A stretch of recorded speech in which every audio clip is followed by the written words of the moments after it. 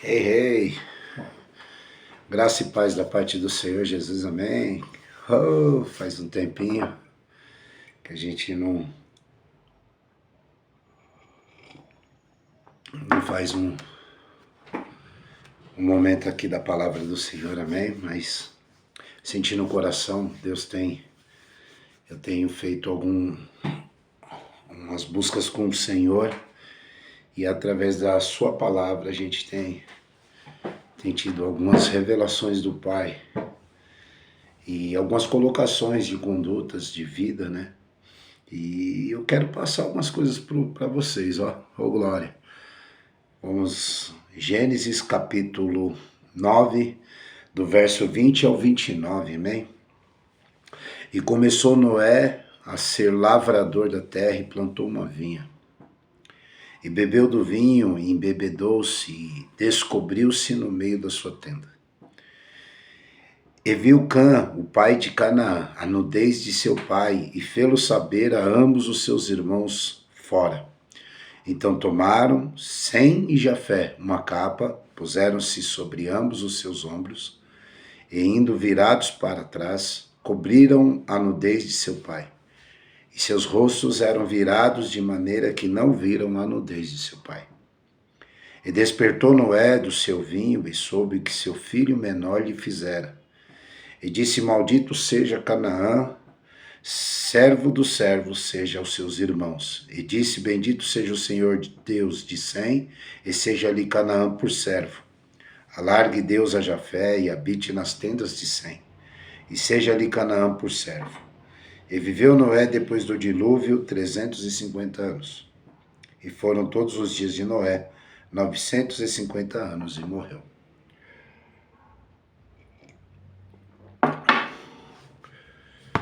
Soberano e eterno Deus, graças eu te dou, Senhor, uma vez mais. Pai amado, me coloco agora na tua presença e gostaria, Senhor, que essa mensagem alcançasse o máximo de pessoas possíveis e que o teu nome seja glorificado, Senhor. Assim eu oro, creio no nome santo de Jesus. Amém. Amém. Meus irmãos, nós sabemos da história de Noé, que Deus ele olha para a terra em um momento bem tumultuado. Havia já feito todas as coisas e tudo já estava se desenvolvendo, a humanidade estava se desenvolvendo. E a base desse desenvolvimento era o pecado que havia cometido Adão e Eva. E era muito difícil as pessoas se manterem focados no que foram determinados para serem. A maioria, infelizmente por causa deste pecado, ele vai começar a evoluir de uma maneira desordenada. Pensamentos, falas e atitudes eram completamente desprezíveis aos olhos de Deus. E com isso Deus olha para a terra e tem um sentimento de que não deveria ter criado o ser humano ou que deveria destruir toda a vida na terra. A ciência, ela coloca que teve ciclos, né, de existências, de situações, né, aqui na Terra, que esse ciclo a cada período de anos ele se renova. Então, a ciência acredita que esse foi um dos períodos. Tá? Então, como vários outros aconteceram. E o dilúvio seria um desses ciclos. Mas eu prefiro ter fé. Eu prefiro me basear na fé. A ciência, ela até detalha, mas ela não comprova nada. Se ela comprovasse, certo, mas ela não comprova. São várias teorias dentro de contextos, né? Então, se a gente for analisar, então antes que as pessoas me julguem, é só uma história, eu prefiro acreditar nessa história, minha fé, né?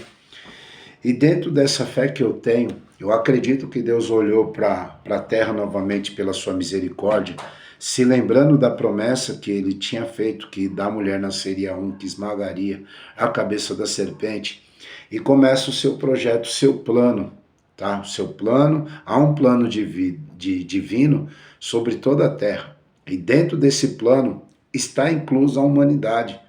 Não, e a história nos diz isso. A história nos confirma isso. E isso a ciência não adianta ela querer debater.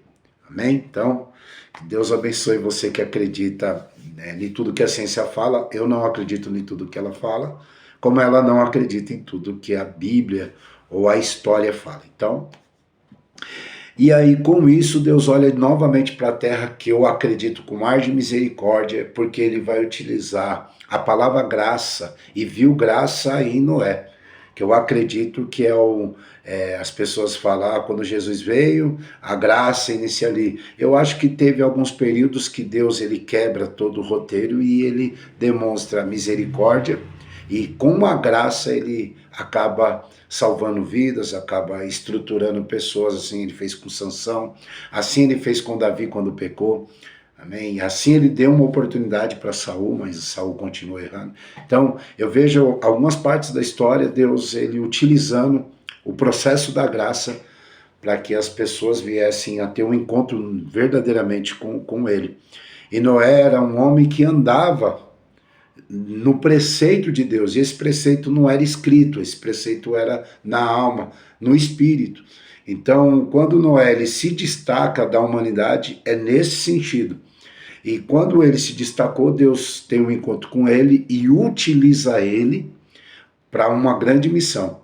Por isso que eu acredito que independente de quem você seja, se Deus ele quer fazer uma obra, ele vai te utilizar para essa obra ser feita, para essa obra ela ser concretizada. Amém? Posso falar até de uma maneira profética.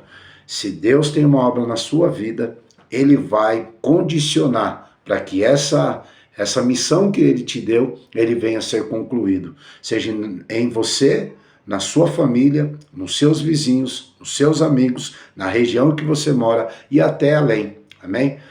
Se for analisar Saulo quando ele é separado para estudar, ele ficaria ali em torno de Jerusalém. Mas como Deus tinha uma obra na vida dele, ele propagou o evangelho e chegou até nós,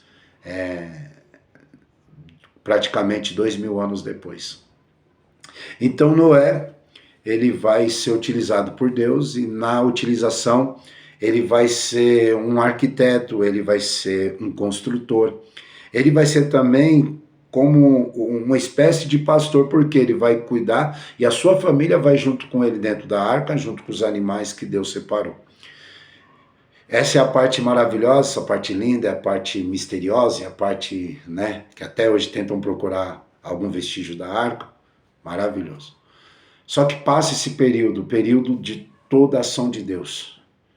E chegou o momento de agora readequar tudo que está ao redor. Tudo que estava ao redor agora tinha que adequar, e quem iria iniciar nesse processo era uma família. Então, por isso que nós cristãos, a base é a família, porque é através da família que as coisas vão fluindo, vão acontecendo. E se a família não estiver unida, é muito complicado, porque onde há desunião, não há progresso. Onde há desunião, há, na verdade, retrocesso.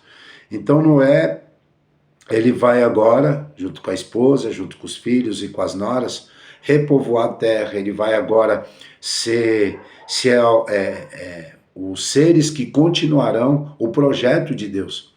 Só que a Bíblia, nesse capítulo 9, verso 20, vai dizer que Noé, e começou Noé a ser lavrador da terra.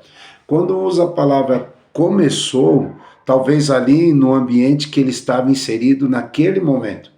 Pode ser que Noé já era um lavrador antes, só que não é relatado. Mas aqui fala que ele começou a lavrar a terra, e ele plantou na terra uma vinha.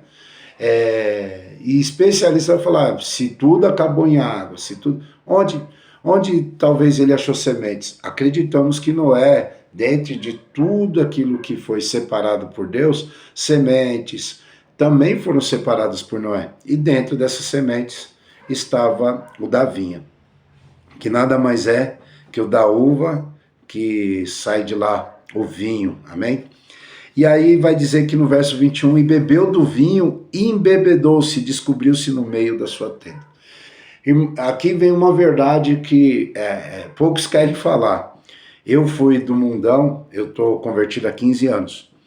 pouquinho antes da conversão, já estava meio que parando de beber. Antigamente eu não bebia, eu me embriagava. E eu era daqueles que ia até o final, enquanto não acabasse o último gole, ou quando não acabasse os sentidos, eu não parava. Então eu sei o quão é complicado o beber e o beber em excesso. O beber é complicado, mas o beber em excesso é pior ainda. Até hoje você vê que as maiores tragédias são as pessoas fora de si que cometem. Não são as pessoas que estão em si e cometem uma ação. Que quem faz isso é a espontaneidade da situação. Aconteceu algo, de repente foi lá e fez por uma intuição. Agora não, quando você bebe, você vai bebendo, você quer sair da sua normalidade. Você não quer mais aquilo. Eu não sei o que levou Noé a se embriagar, mas eu posso ter quase a certeza que conforme morreu muita gente, conforme muitas coisas estavam ainda ali à tona, acredito eu que Noé, as lembranças fez com que ele saísse daquele ambiente para ele ir para um outro ambiente a qual ele ficasse mais tranquilo. E isso, infelizmente, é onde a maioria cai.